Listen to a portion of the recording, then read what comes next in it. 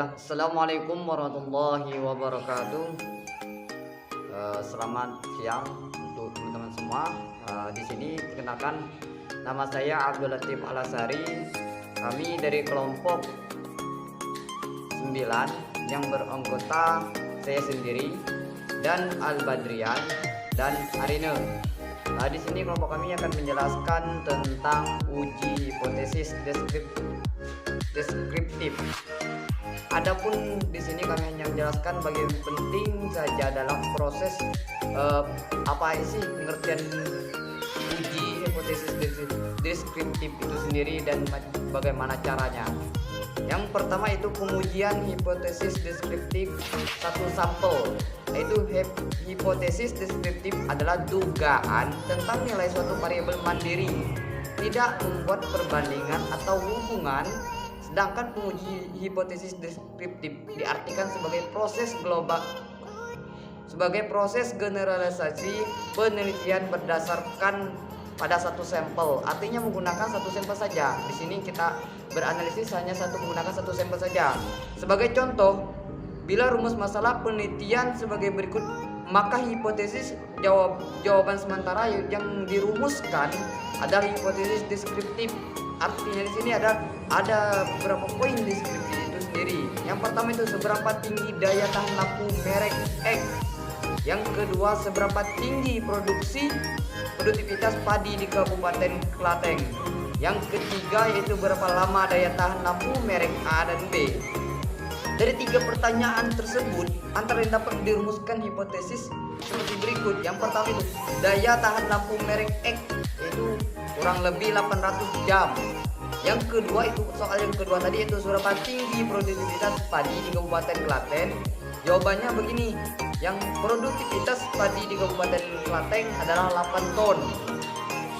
Yang pertanyaan ketiga tadi, berapa lama daya tahan lampu merek A dan B? Maka jawabannya adalah daya tahan lampu merek A 450 jam dan merek B adalah 600 jam. Itu sebagai contohnya deskriptif uji hipotesis satu sampel. Dalam perumusan hipotesis statistik, antara hipotesis 0 atau HO dan hipotesis alternatif HA selalu berpasangan. Bila salah satu ditolak, maka yang lain pasti diterima, sehingga dapat dibuat keputusan yang tegas, yaitu kalau HO ditolak pasti HA diterima. Hipotesis statistik dirumuskan dengan simbol-simbol statistik. Bagian yang B yaitu statistik parameteris, yaitu pengertiannya itu statistik parameteris adalah ilmu statistika yang mempertimbangkan jenis sebaran atau distribusi data, yaitu apakah data menyebar normal atau tidak. Pada umumnya, jika data tidak menyebar normal, maka data harus dikerjakan dengan metode statistika non parameterik atau setidaknya dilakukan transformasi agar data menyebar normal, sehingga bisa dikerjakan dengan statistika parameteris. Statistik parameteris dapat digunakan untuk menguji hipotesis deskriptif bila ada interval atau rasio adalah T tes satu sampel. Sebenarnya terdapat dua rumus yang dapat digunakan untuk pengujian, yaitu rumus T dan Z. Rumus Z digunakan bila simpangan baku populasi diketahui, dan rumus T bila simpangan baku populasi tidak diketahui. Kedua pihak digunakan jika HO berbunyi sama dengan dan HA berbunyi tidak sama dengan. Contoh, HO daya tahan berdiri pelayan toko tiap hari sama dengan 8 jam. HA daya tahan berdiri pelayan toko tiap hari tidak sama dengan 8 jam. HO lebih kecil atau sama dengan HA lebih besar.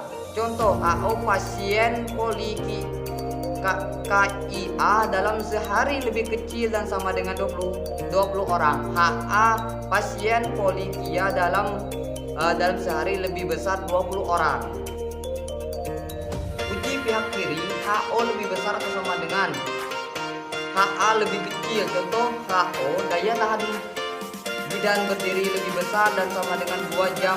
HA daya tahan bidan berdiri lebih kecil dari 2 jam. Kesimpulannya HO diterima jika T hitung lebih kecil T dari tabel. Selanjutnya uji pihak kanan. Uji pihak kanan adalah HO lebih kecil atau sama dengan HA lebih besar. Contoh, HO pasien polikia dalam sehari lebih kecil dan sama dengan 20 orang. HA pasien polikia dalam sehari lebih besar 20 orang. Kesimpulannya HO diterima jika T hitung lebih besar T. Statistik non parametris adalah statistika bebas sebaran, tidak mensyaratkan bentuk sebaran parameter populasi baik normal atau tidak. Statistika non parametris biasanya digunakan untuk melakukan analisis pada data berjenis nominal atau ordinal. Data berjenis nominal dan ordinal tidak menyebar normal.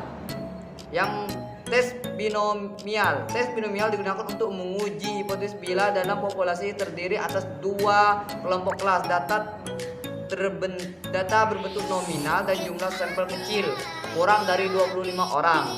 Dua kelompok kelas ini misalnya kelas pria dan wanita, senior dan junior, dan lain-lain. Yaitu Chi kuadrat. Chi kuadrat atau sampel adalah teknik statistik yang digunakan untuk menguji hipotesis bila dalam populasi terdiri atas dua lebih kelas, di mana dalam bentuk nominal dan sampel besar. Syaratnya populasi terdiri dari dua atau lebih kelas data nominal. Selanjutnya rentet merupakan uji deret untuk melihat keacakan. Tujuan dari uji deret adalah untuk menentukan apakah dalam suatu data terdapat pola tertentu atau apakah data tersebut merupakan sampel yang acak. Merupakan metode analisis yang digunakan untuk menguji hipotesis deskriptif atau sampel data yang mempunyai skala pengukuran ordinal. Metode analisis random ini untuk mengukur kerandoman populasi yang didasarkan atas data sampel. Hanya itu yang dapat kami sampaikan. Wabillahi taufiq wal hidayah. Assalamualaikum warahmatullahi wabarakatuh.